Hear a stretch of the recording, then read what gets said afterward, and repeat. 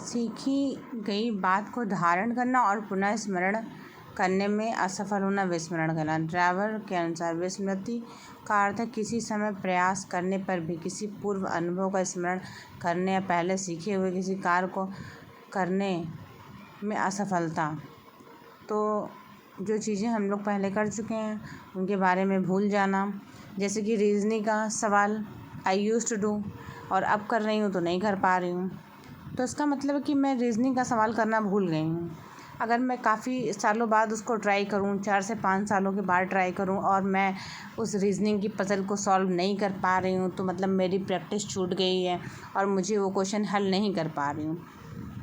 तो आपको ये समझना पड़ेगा कि practice makes a man perfect. और यदि आप उन पुरानी चीज़ों को करना छोड़ दिए हैं तो आपको जो चीज़ें आप भूल जा रहे हैं। लेकिन अगर आप एक लंबे समय तक प्रिपरेशन करते रहे हैं और आप स्पीड टेस्ट लगाते रहे हैं, आपने reasoning, puzzle, math, quantity aptitude ये सब आप एग्ज़ाम देते रहे हैं और आपने एग्ज़ाम कई क्रैक किए हैं, क्लियर किए हैं, आपको सब कुछ रटा हुआ है, सब कुछ याद है और उसके बाद आप स्मरण कर ले रहे हैं और कुछ चीज़ों को भूल जा रहे हैं। जो चीज़ें भूल जा रहे हैं उन्हें इम्प्लीमेंट नहीं कर पा रहे हैं, तो जो चीज़ें भूल गए हैं वो विस्मृति हैं और जो चीज़ें आपको याद आ जा रही हैं वो आपकी स्मृति है।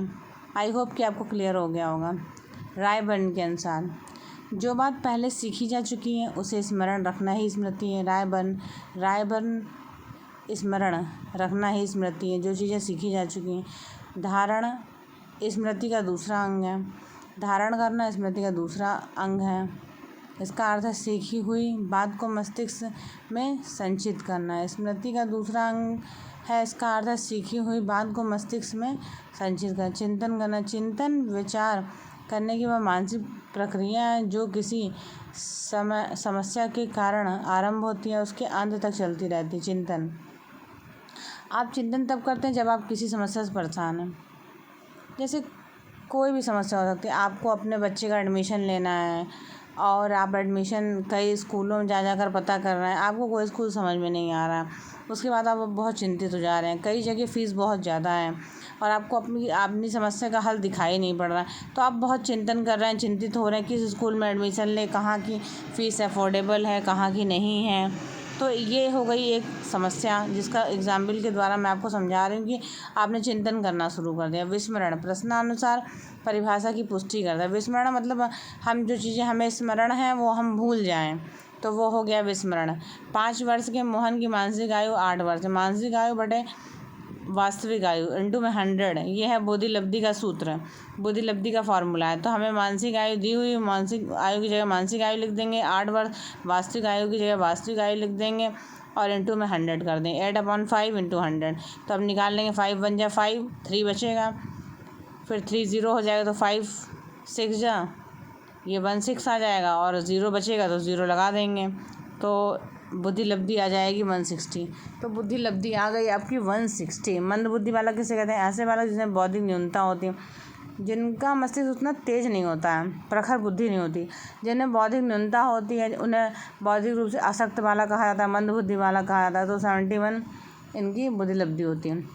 मंदबुद्धि बालकों की बुद्धिलब्धि में व्यक्तिगत भिन्नता पाई जाती है। उनमें कुछ बालक विशेष ध्यान देकर साधारण प्रकार के कार्य करना सिखाया जा सकता है, परंतु कुछ ऐसे बालक हैं जिन्हें प्रशिक्षण द्वारा भी कुछ नहीं सिखाया जाता, उन्हें जीवन भर संस्थागत देखभाल की आवश्यकता होती है। तो ऐसे बालक जिनको मतलब बहुत ही दयनीय स्थिति में क्रिपल होते हैं और मेंटली उतनी अच्छी स्थिति में नहीं होते हैं कि वो सोच समझ सकें, तो ऐसे लोगों को प्रशिक्षण देकर भी नहीं सिखाया जा सकता, तो उन्हें सिर्फ देखभाल की ज़रूरत होती है। तो देख लेते हैं बुद्धिलब्धि 55। सामान्य लोगों की बुद्धिलब्धि सामान्य 35 से 40। ये अशक्त बच्चों के बारे में दिया गया है। ये बुद्धिलब्धि के बारे में, ये अशक्त बच्चों की बुद्धिलब्धि के बारे में दिया गया है।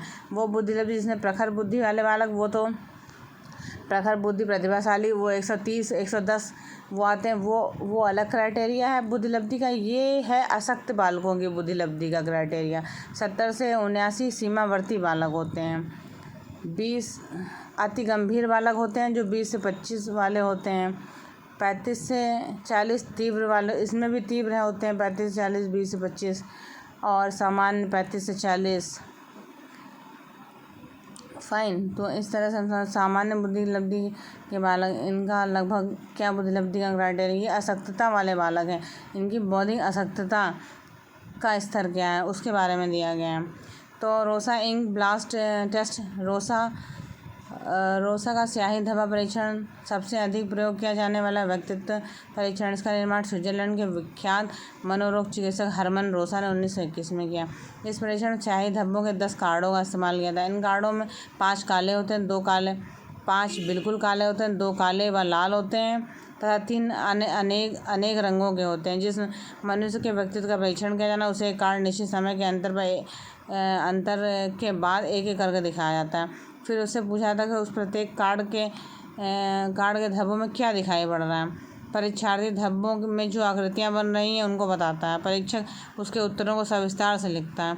इस प्रकार से इस परीक्षण द्वारा व्यक्ति के संपूर्ण व्यक्तित्व का मापन किया जाता है। बुद्धि, रुचि, अभिक्षमता के मापन हेतु इस टेस्ट का प्रयोग नहीं किया जाता। तो बुद्धि, रुचि और अभिक्षमता मापन के लिए नहीं किया जाता, इसका परीक्षण व्यक्तित्व मापन के लिए किया जाता है। Thank you.